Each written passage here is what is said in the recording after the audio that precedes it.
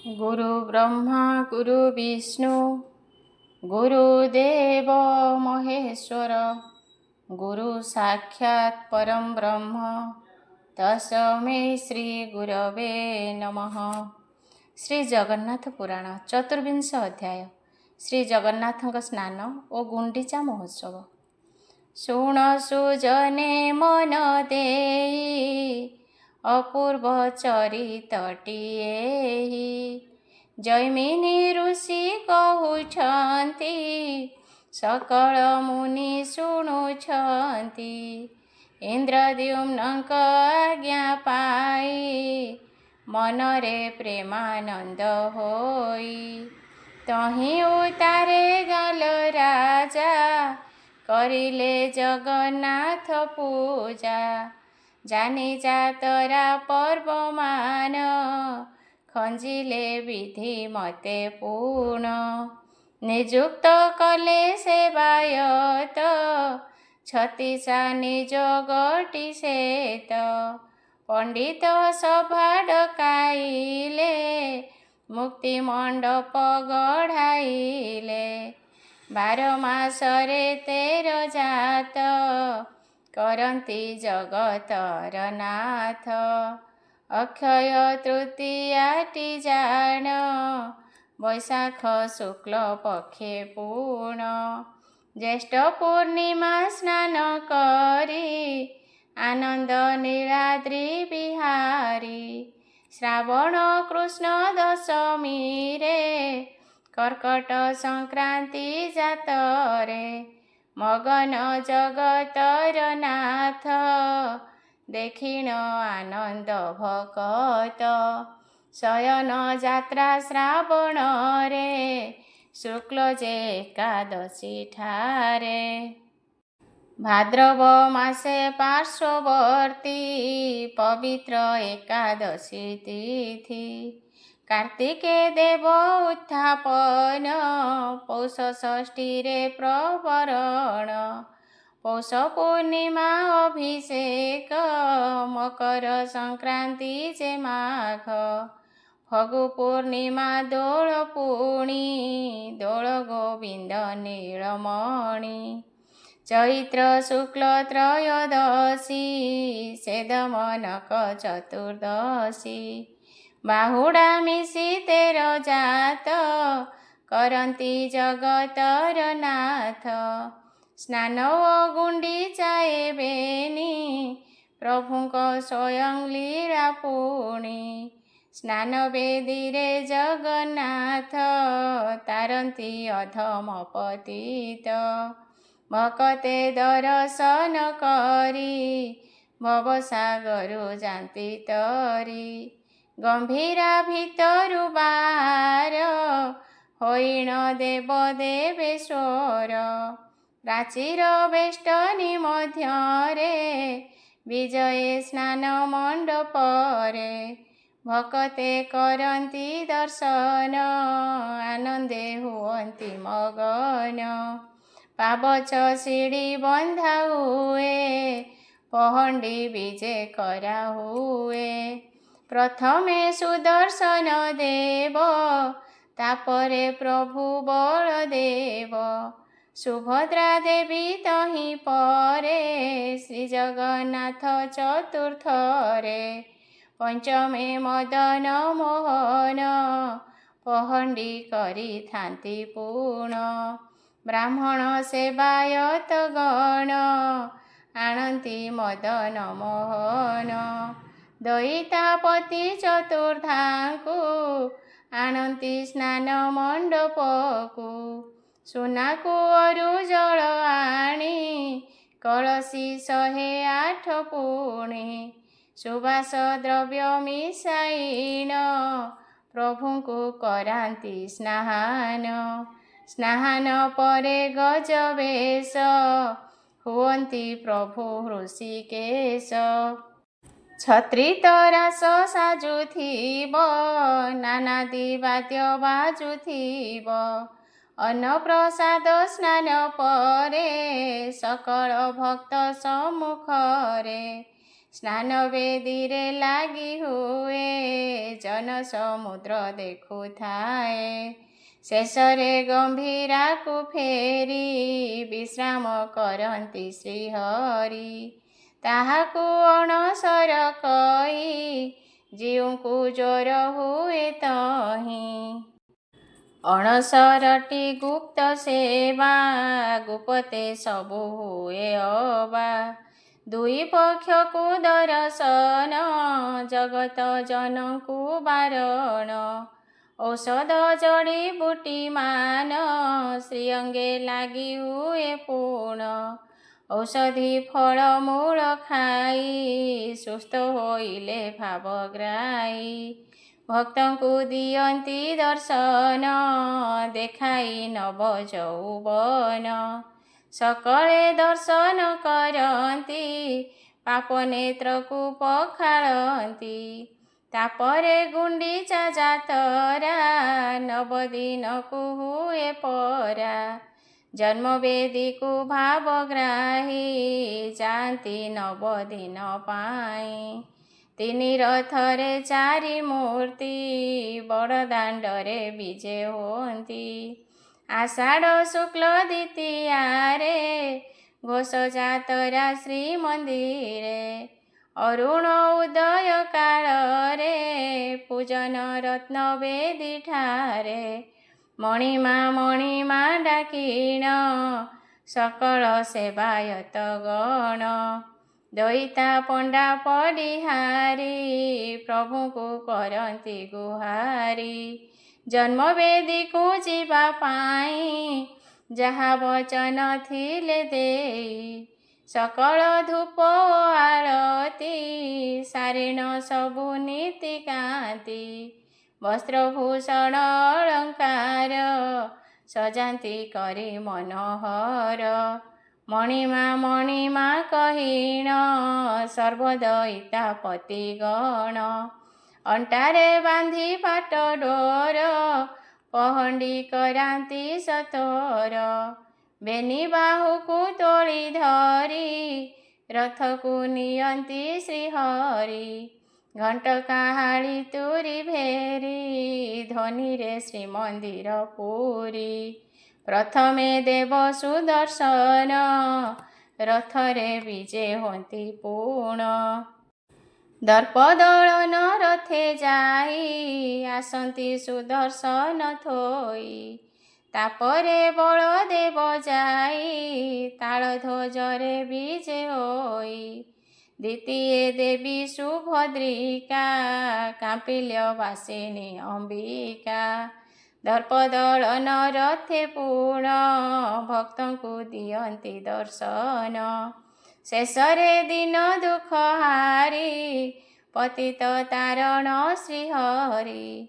ସେ ପ୍ରଭୁ ଅନାଦି ଅନନ୍ତ, ବସନ୍ତି ନନ୍ଦିଘୋଷ ରଥ। ପହଣ୍ଡି ଯାଆନ୍ତି, ଗୋଟି ପହଣ୍ଡି କରୁଥାନ୍ତି। ଜଣେ ଛାଡ଼ିଲେ ରତ୍ନବେଦୀ, ତା ପଛେ ଆଉ ଜଣେ ଥାନ୍ତି। ଏମନ୍ତେ ଚତୁର୍ଦ୍ଧା ମୂରତି, ତିନି ରଥରେ ବିଜେ ହୁଅନ୍ତି। ନନ୍ଦିଘୋଷଟି ପୀତବର୍ଣ୍ଣ, ତାଳଧ୍ୱଜ ଯେ ନୀଳ ପୁଣ। କୃଷ୍ଣ ଓ ରକ୍ତବର୍ଣ୍ଣ ହୋଇ, ଦର୍ପଦଳନ ରଥ ଥାଇ। ଦାଣ୍ଡରେ ଭକତ ସମୁଦ୍ର, କରନ୍ତି ହରି ହରି ଶବ୍ଦ। ଯେଉଁଠି ଯେଉଁ ନାମ ପୁଣ, ଧରନ୍ତି ଭକତ ଜୀବନ।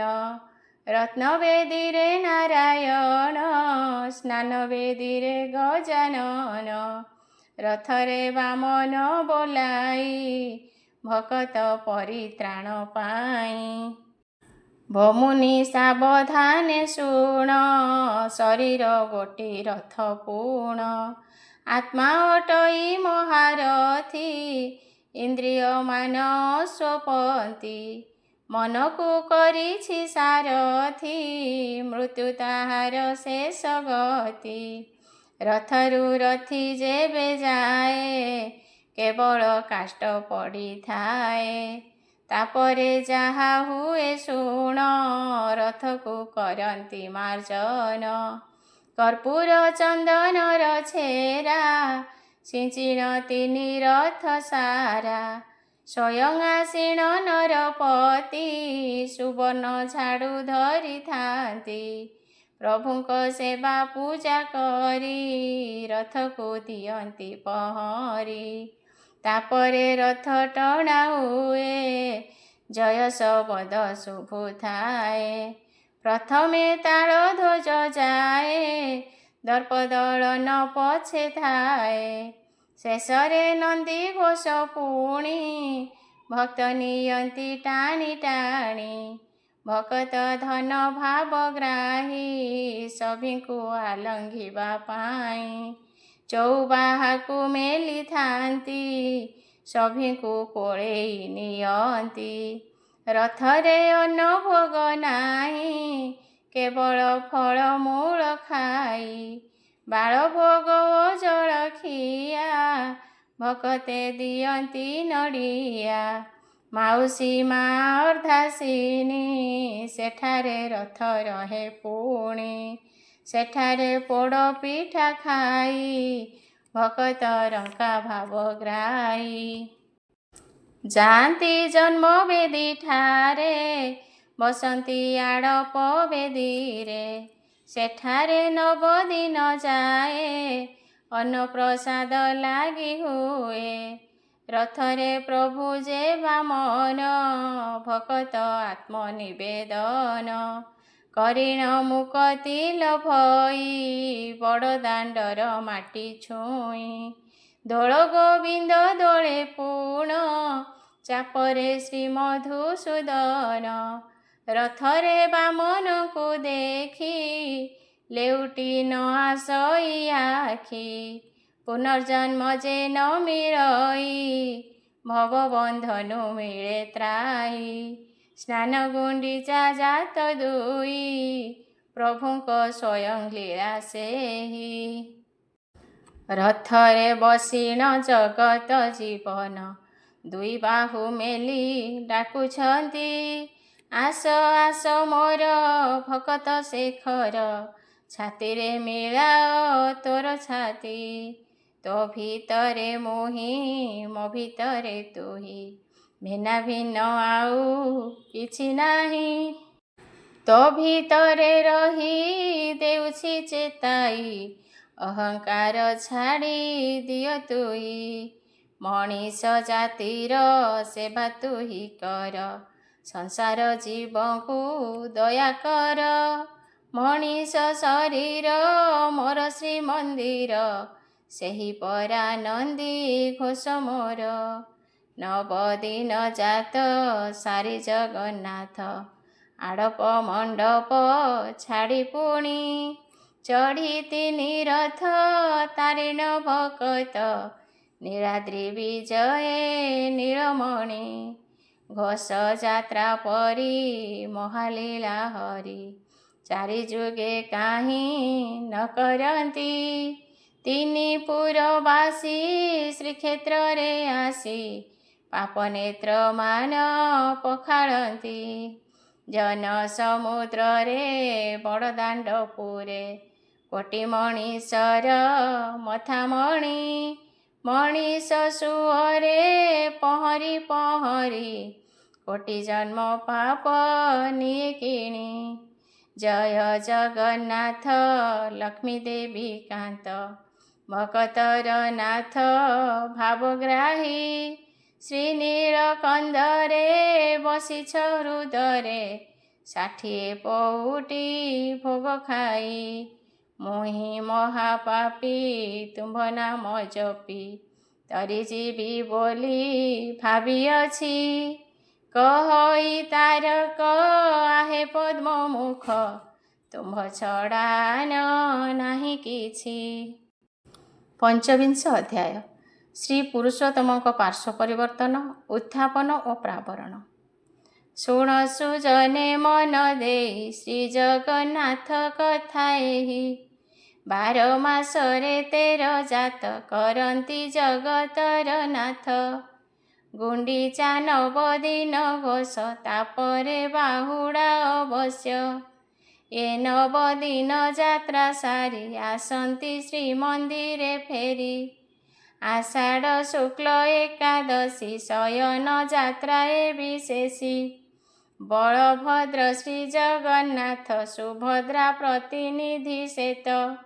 ଶ୍ରୀନାରାୟଣ ବାସୁଦେବ ଭୁବନେଶ୍ୱରୀ ଆଦି ଦେବ। ପ୍ରଭୁଙ୍କ ପ୍ରତିନିଧି ରୂପେ ଶୁଅନ୍ତି ଶୟନ ମଣ୍ଡପେ। ଜଗତ କଲ୍ୟାଣ ପାଇଁକି ଯାଆନ୍ତି ଶୟନ ବେଦିକି।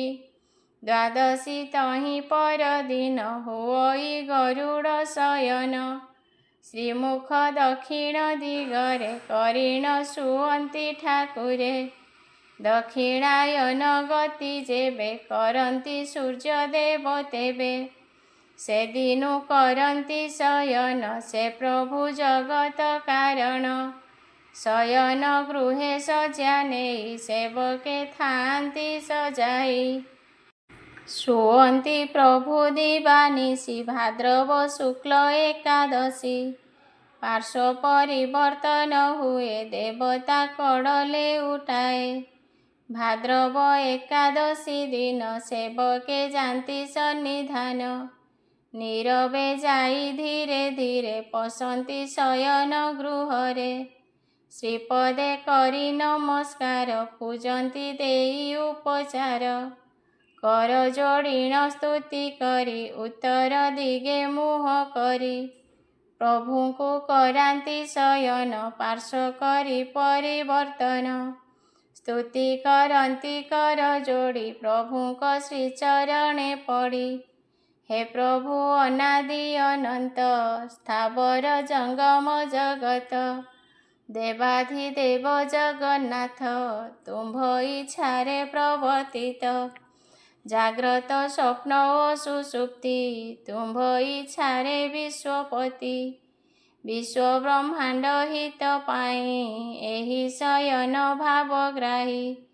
ବାସ୍ତବ ନିଦ୍ରା ଯେବେ ଯିବ ଏ ବିଶ୍ୱ କିଏ ଚଳାଇବ।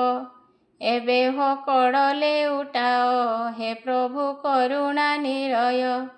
ପାର୍ଶ୍ୱ ପରିବର୍ତ୍ତନ ପାଇଁ ସମୟ ଉପସ୍ଥିତ ସାଇଁ। ଏମନ୍ତେ ପ୍ରାର୍ଥନା କରିଣ କରନ୍ତି ଚାମର ବ୍ୟଜନ। ସୁଗନ୍ଧ ଚନ୍ଦନ ନେଇଣ ଶ୍ରୀଅଙ୍ଗେ କରନ୍ତି ଲେପନ।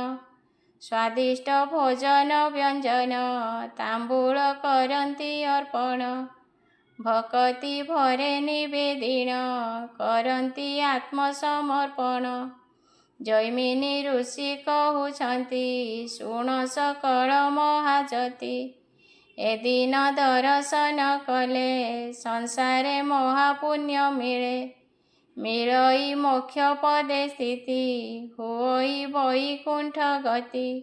ଶୁଣ ସକଳ ମୁନିଗଣ ଶୟନ 4 ମାସ ପୁଣ। କାର୍ତ୍ତିକ ଶୁକ୍ଳ ଏକାଦଶୀ ସେଦିନ ହେଲେ ଅର୍ଦ୍ଧନିଶି। ପୂଜା ଅର୍ଚ୍ଚନା ପୁଣି କରି ଶୟନୁ ଉଠାନ୍ତି ଶ୍ରୀହରି। ବୋଲନ୍ତି ଦେବ ଦେବେଶ୍ୱର ତେଜପୁଞ୍ଜ ଜଗଦୀଶ୍ୱର। ତୁମ୍ଭ ମାୟାରେ ବିଶ୍ୱପତି ଜଗତ ଜନ ମୋହ ଯାନ୍ତି। ମହାନିଦ୍ରାକୁ ତ୍ୟାଗ କରି କରୁଣା ଦୃଷ୍ଟିପାତ କରି। କମଳ ନୟନ କେଶବ ବିଶ୍ୱକୁ ରଖ ହେ ମାଧବ। ଏମନ୍ତେ ନାନା ସ୍ତୁତି କରି ପ୍ରଭୁଙ୍କ ନିଦ୍ରା ଭଙ୍ଗ କରି। ନାନାଦି ବାଦ୍ୟ ବଜାଇଣ ଜୟ ଶବଦ ଉଚ୍ଚାରିଣ। ଢୋଲ ମୃଦଙ୍ଗ ଭେରି ତୁରି ନୃତ୍ୟକାରୀ ଯେ ନୃତ୍ୟ କରି। ପ୍ରଭୁ ପ୍ରତିମା ସଙ୍ଗେ ନେଇ ନୃତ୍ୟ ମଣ୍ଡପ ପରେ ଥୋଇ।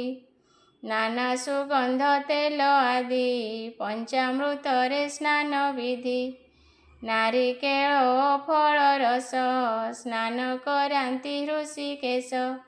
ସ୍ନାହାନ ଉତ୍ତାରେ ଲେପନ କରନ୍ତି ସୁଗନ୍ଧ ଚନ୍ଦନ। ତାପରେ ଆଳତି କରିଣ ଭକତେ କରନ୍ତି ଦର୍ଶନ। ଏହି ଦର୍ଶନ ଯେ କରନ୍ତି ସକଳ ପାପକୁ ଦହନ୍ତି। ଶାନ୍ତ ଚିତ୍ତରେ ମୁନି ବଳା ଶୁଣୁଛ ଜଗନ୍ନାଥ ଲୀଳା। ମାର୍ଗଶିରରେ ଷଷ୍ଠୀ ଦିନ ହୁଏ ପ୍ରଭୁଙ୍କ ପ୍ରାବରଣ। ଶୁକ୍ଳ ପଞ୍ଚମୀ ରାତ୍ରଠାରେ ଉତ୍ତମ ବସ୍ତ୍ର ଶ୍ରୀ ଅଙ୍ଗରେ।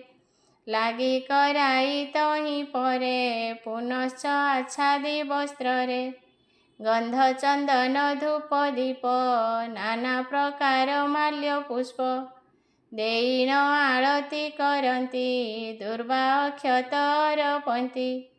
ଏହିଟି ପ୍ରାବରଣ ଲୀଳା ଶୁଣିଲ ସର୍ବେ ମୁନି ବଳା। ଶ୍ରୀ ଜଗନ୍ନାଥ ଦୟାବନ୍ତ ସର୍ବଦା ତାରନ୍ତି ଭକତ। ଅଗମ୍ୟ ଅତି ତାଙ୍କ ଲୀଳା ତେଣୁ କରିଥା ନାମ ମାଳା। ଜଗତ କାଳର ଅଧୀନ କାଳଟି ପ୍ରଭୁଙ୍କ ଅଧୀନ। ନାମର ଅଧୀନ ଶ୍ରୀହରି ନାମକୁ ଭକ୍ତ ଥାଏ ଧରି। ତେଣୁ ସେ ଅଧୀନ ଭକ୍ତର ଭକତ ପରାଣ ତାଙ୍କର। ତେଣୁ ନାମକୁ ଗଣ୍ଠି କର ଦିବା ସର୍ବରି ଜପ କର। ଯମ ଯାତନା ନ ବାଧିବ ଭବ ସାଗରୁ ତରି ଯିବ। ଯାହା କୃପାର ଅନ୍ତ ନାହିଁ ଅନନ୍ତ ଅଚ୍ୟୁତ ବୋଲାଇ। ସେହି ପରମ କାରୁଣିକ ସକଳ ସୃଷ୍ଟିର ପାଳକ। ସେ ପ୍ରଭୁ ପରମ କାରଣ ତାରକ ଶ୍ରୀପଦେ ଶରଣ। ଷଡ଼ବିଂଶ ଅଧ୍ୟାୟ। ସମୁଦ୍ର ଓ ଇନ୍ଦ୍ରଦ୍ୟୁମ୍ନରେ ସ୍ନାନ ବିଧି, ଫଳପ୍ରାପ୍ତି ଓ ନୃସିଂହ ଦର୍ଶନ। ଶୁଣ ସୁଜନେ ପ୍ରଭୁ କଥା ପୁରସ୍ତମର ଯେ ବ୍ୟବସ୍ଥା। ନୈମିଷାରଣ୍ୟେ ମୁନିଗଣ ପୁଛନ୍ତି ମଧୁର ବଚନ। ଜୈମିନୀ ଦିଅନ୍ତି ଉତ୍ତର ସଂଶୟ ତେଜି ତାହାଙ୍କର। ମୁନିରୁବାଚ ଆହେ ଜୈମିନୀ ମହାମୁନି କଥାଏ ପଚାରୁଛୁ ପୁଣି। ତୀର୍ଥଙ୍କ ମଧ୍ୟେ ଶ୍ରେଷ୍ଠ ଯେହି ସେହିଟି ଶ୍ରୀକ୍ଷେତ୍ର ଅଟଇ। ନଦୀ ସମୁଦ୍ର ପୁଷ୍କରିଣୀ ଅତି ପବିତ୍ର ଯହିଁ ପୁଣି। ସେହି ଜଳରେ ସ୍ନାନ କଲେ ଅନେକ ମହାପୁଣ୍ୟ ମିଳେ। ପୁଣ୍ୟ ଜଳଧି ସିନ୍ଧୁସାର ମହୋଦଧିଟି ନାମ ତାର। ସେ ଜଳେ ସ୍ନାନ ବିଧି କୁହ ତୁଟିବ ଆମର ସନ୍ଦେହ। ମୁନିଙ୍କ ବଚନକୁ ଶୁଣି ହସି କହନ୍ତି ଜୈମିନୀ। ଜୈମିନୀ ଉବାଚ ପରିପୂର୍ଣ୍ଣତମ ପ୍ରଭୁ ଦାରୁ ବ୍ରହ୍ମ। ଯେଉଁ କ୍ଷେତ୍ରଠାରେ ବିରାଜନ୍ତି ପ୍ରତି ଧୂଳିକଣା ସେ କ୍ଷେତ୍ରରେ ସିନା ମହାପୁଣ୍ୟଦାୟୀ ହୋଇଥାନ୍ତି। ମହୋଦଧି ସ୍ନାନ ସେହିଠାରେ ପୁଣ। ଶତଜନ୍ମ ପାପ ହରିନିଏ। ବିଧିରେ ସ୍ନାନ କଲେ ଭକ୍ତ ଜନ ଶେଷେ ବୈକୁଣ୍ଠ ଗତି ପାଏ। ମହୋଦଧି ସ୍ନାନ ବିଧି କର୍ଣ୍ଣେ ଶୁଣ। ଯାହା ମୁଁ ବଖାଣି କହୁଅଛି। ଜ୍ୟେଷ୍ଠ ମାସେ ପୁଣ ସମୁଦ୍ର ସ୍ନାନ ପାପ ରାଶି ଧୋଇ ନିଏ ବାଛି। ଜ୍ୟେଷ୍ଠ ଶୁକ୍ଳ ଦଶମୀରେ ସ୍ନାନ କରିବ ବିଧିରେ। ସକାଳୁ ଉଠି କର୍ମ ସାରି ସଂକଳ୍ପ ମନ ମଧ୍ୟେ କରି। ମୌନ ବ୍ରତ ଆଚରିବ ମାର୍କଣ୍ଡ ବଟ ପାଶେ ଯିବ। ସେ ତୀର୍ଥେ ଆଚମନ ସାରି ଭକ୍ତିରେ କର ଯୋଡ଼ି କରି। ମାର୍କଣ୍ଡେଶ୍ୱର ଯେ ଭୈରବ ପ୍ରଣମୀ ତାଙ୍କ ଆଜ୍ଞା ନେବ। ବରୁଣ ଦେବ ହୃଦେ ସ୍ମରି ପାଞ୍ଚ ମନ୍ତ୍ର ଆବୃତ୍ତି କରି। ଅଘର୍ମର୍ଷଣ ସୂକ୍ତ ଧ୍ୟାଇ ଜଳରେ ପ୍ରବେଶିବ ଯାଇ। ବୋଲିବ ଆହେ ତ୍ରିପୁରାରି ମହାପାତକୀ ମୁହିଁ ଭାରି। ଅତ୍ୟନ୍ତ ମୂଢ଼ ଜନ ମୁହିଁ ଭବସାଗରେ ବୁଡ଼ି ଛଇଁ। ତୁମକୁ ମୋର ନମସ୍କାର, ଏଥିରୁ ମୋତେ ରକ୍ଷା କର। ଏମନ୍ତେ ଚିନ୍ତି ସ୍ନାନ ସାରି, ଆସିବ ଜଳରୁ ବାହାରି। ମାର୍କଣ୍ଡେଶ୍ୱର ମହାଦେବ, ତାହାଙ୍କୁ ଦର୍ଶନ କରିବ। ମଉନେ ଅତି ଭାବାବେଶେ, ଚଳିବ ନାରାୟଣ ପାଶେ। ମାର୍କଣ୍ଡେଶ୍ୱର ଦକ୍ଷିଣରେ, ପାପରାଶିକୁ ଯେ ସଂଘାରେ। ଉତ୍ତମ ବଟ ବୃକ୍ଷ ତହିଁ, ସକଳ ପାପ ପାରେ ଦହି। ସେ ବୃକ୍ଷ ସ୍ୱୟଂ ନାରାୟଣ, ଦୂରରୁ ପ୍ରଣମିବ ପୁଣ। ବୃକ୍ଷକୁ ପରିକ୍ରମା କରି, ବୋଲିବ କର ଯୋଡ଼ି କରି। ହେ କଳ୍ପବଟ କୃପା କର, ତୁମ୍ଭେ ଯେ ସର୍ବଦା ଅମର। ବିଷ୍ଣୁ ନିବାସ ତୁମ୍ଭ ଅଙ୍ଗେ, ପାତକ ନାଶ ଧରା ଭାଗେ। ମୋର ପାତକ ରାଶି ହର, ତୁମକୁ କୋଟି ନମସ୍କାର। ମହାପ୍ରଳୟେ ତୁମ୍ଭେ ସ୍ଥିର, ସବୁ କଳ୍ପନା ପୂର୍ଣ୍ଣ କର। ଆଶ୍ରୟ ଜଗତ ଜନର, ତୁମକୁ କୋଟି ନମସ୍କାର। ଏହି ପ୍ରକାରେ ସ୍ତୁତି କରି, ବୃକ୍ଷ ଛାୟାରେ ବସି କରି। ଶ୍ରୀ ବିଷ୍ଣୁ ନାମ ଜପୁଥିବ, ପାପରୁ ମୁକ୍ତ ହୋଇବ। କଳ୍ପବଟର ତଳେ ଥିଲେ, ତ୍ରିତାପ ନ ଲାଗଇ ଭଲେ। ତହିଁ ଉତ୍ତାରେ ଚଳିଯିବ, ଗରୁଡ଼ ପାଶେ ପ୍ରଣମିବ। ବିଷ୍ଣୁ ବାହନେ ସ୍ତୁତି କରି, ମନ୍ଦିର ମଧ୍ୟେ ଯାଇ କରି। ଶ୍ରୀ ଜଗନ୍ନାଥ ଦର୍ଶନ କରି, ପୂଜିବ ତାଙ୍କୁ ପୁଣ। ନାନା ପ୍ରକାରେ ସ୍ତୁତି କରି, ମୁଖେ ବୋଲିବ ହରି ହରି। ତହୁଁ ସେ ପ୍ରଭୁ ବଳଦେବ, ବଡ଼ ଠାକୁର ପାଶେ ଯିବ। ପ୍ରଣମି ତାହାଙ୍କ ପୟରେ, ସ୍ତୁତି କରିବ ଭକ୍ତି ଭରେ। ତାହାଙ୍କୁ ପ୍ରସନ୍ନ କରିବ, ସୁଭଦ୍ରା ଦେବୀ ପାଶେ ଯିବ। ପୂଜିବ ଚରଣ ତାଙ୍କର, କରିବ ଜୟ ଜୟକାର। ତିନି ମୂରତି ପ୍ରଣମିବ, ତହୁଁ ସମୁଦ୍ର ପାଶେ ଯିବ। ସେଠାରେ ଚକ୍ର ସୁଦର୍ଶନ, ତାହାଙ୍କୁ ହୃଦ ମଧ୍ୟେ ଧ୍ୟାନ।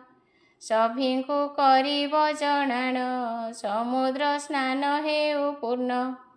ଜଳଧି ତୀର୍ଥରାଜ ସେହି, ସାଗର ରୂପୀ ବିଷ୍ଣୁ ହୋଇ। ତାହାଙ୍କୁ ପ୍ରଣାମ କରିବ, ତାପରେ ଜଳେ ପ୍ରବେଶିବ। ସମୁଦ୍ରେ ବୁଡ଼ ଦେବା କାଳେ, ମନ୍ତ୍ର ନ ଜପିବଟି ହେଳେ। ଜଳେ ବୁଡ଼ିଣ ମନ୍ତ୍ର ଧ୍ୟାନ, କରିବା ନୁହଁଇ ବିଧାନ। ସ୍ନାନ କରିଣ ଉଠି ସାରି, ବିଧିରେ ଆଚମନ କରି। ସମୁଦ୍ର ଦେବଙ୍କୁ ସ୍ମରିବ, ମନରେ ପ୍ରାର୍ଥନା କରିବ। ତାପରେ ଦେବ ନାରାୟଣ, ହୃଦୟରେ କରିବ ସ୍ମରଣ। ମାନସ ପୂଜା ତାଙ୍କୁ କରି, ଜପିବ ହୃଦେ ହରି ହରି। ସବୁ ତୀର୍ଥର ପ୍ରବର୍ତ୍ତକ, ଚରଣ ପୂଜିବ ତାହାଙ୍କ। ସେହି ସକଳ ତୀର୍ଥମୟ, ପୁଣି ଦେବାଧିଦେବମୟ। ଏମନ୍ତେ ତାଙ୍କୁ ପୂଜା କରି, ମହୋଦଧିରେ ସ୍ନାନ ସାରି। ଭଜିଲେ ପ୍ରଭୁ ଆଦିମୂଳ, ପାଇବ କୋଟି ତୀର୍ଥ ଫଳ।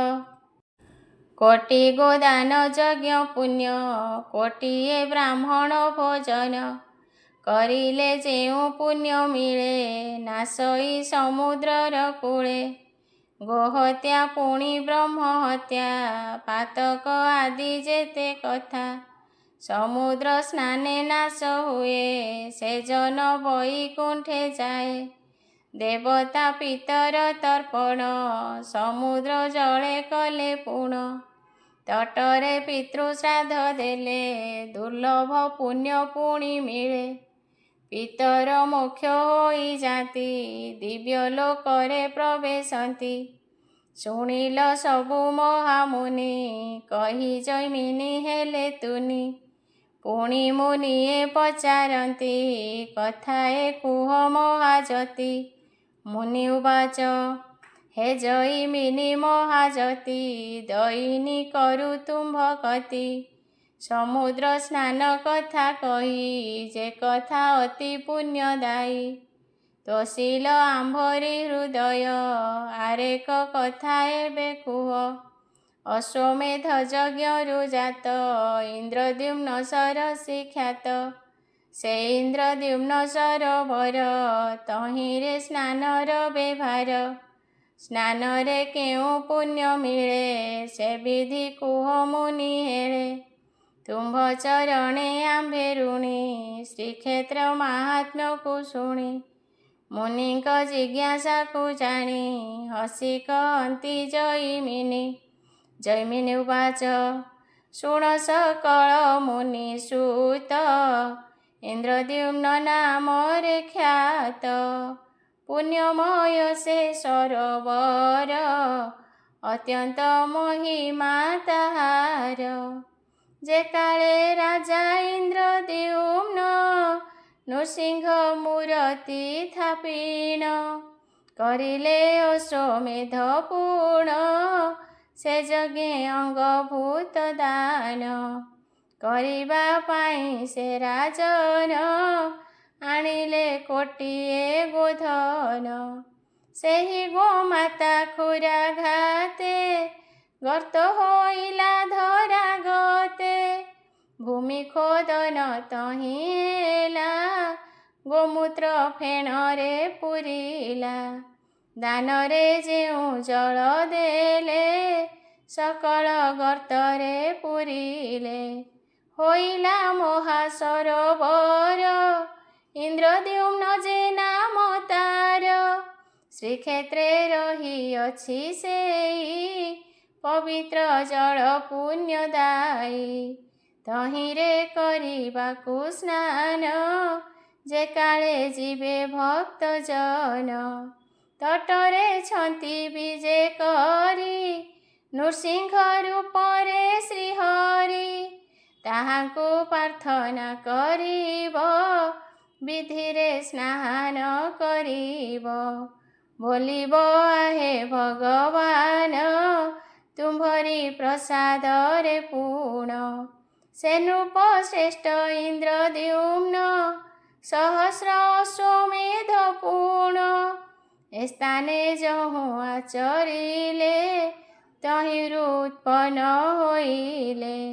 ଏ ଇନ୍ଦ୍ରଦ୍ୟୁମ୍ନ ସରୋବର ମହାପବିତ୍ର ଜଳ ତାର।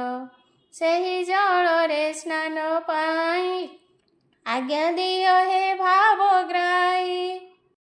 ଏମନ୍ତେ ପ୍ରାର୍ଥନା କରିଣ କରିବ ଶୁଦ୍ଧ ଆଚମନ। ତହିଁ ହୋତାରେ କର ଯୋଡ଼ି ସ୍ତୁତି କରିବ ପାଦେ ପଡ଼ି। ହେ ତୀର୍ଥ ଶ୍ରେଷ୍ଠ ସରୋବର ଦଇନି ଚରଣେ ତୁମ୍ଭର। କରଇ ଆହେ ତୀର୍ଥରାୟ ତୋ ଜଳ ସର୍ବତୀର୍ଥମୟ। ତେଣୁ ମୁଁ ପାପ ନାଶିବାକୁ ଆସିଛି ତୁମ୍ଭ ସମୀପକୁ। ତୁମ୍ଭ ଜଳରେ ଅବଗାଇ ସକଳ ପାପ ନାଶିବଇ।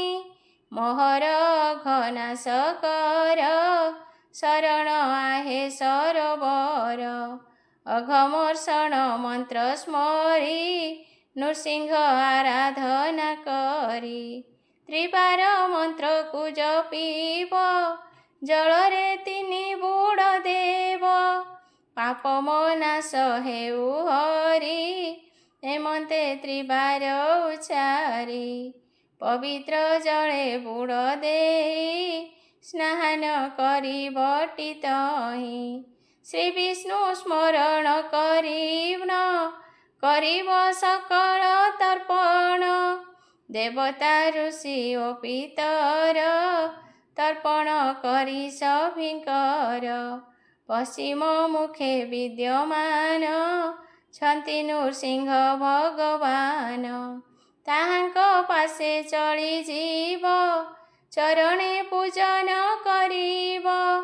अथर्व वेदर मंत्र रे पूजिब नृसिंह पय रे नृसिंह उपासना पाई अर्थव ठारू मंत्र नाई जे मंत्र नारद रचिले इंद्रद्युम्न राजा को देले से मंत्र जे उच्चारती नृसिंह प्रसन्न हुअन्ति से मंत्र ब्रह्मा पाठ करी थापिले दारु ब्रह्म हरि नृसिंह देव पूजा पाई नानादि उपचार देई क्षीर शर्करा फल मूल नैवेद्य करिब सकल नृसिंह स्वरूप दर्शन ताहांक चरण स्पर्शन ध्यान बंधन आदि करी सकल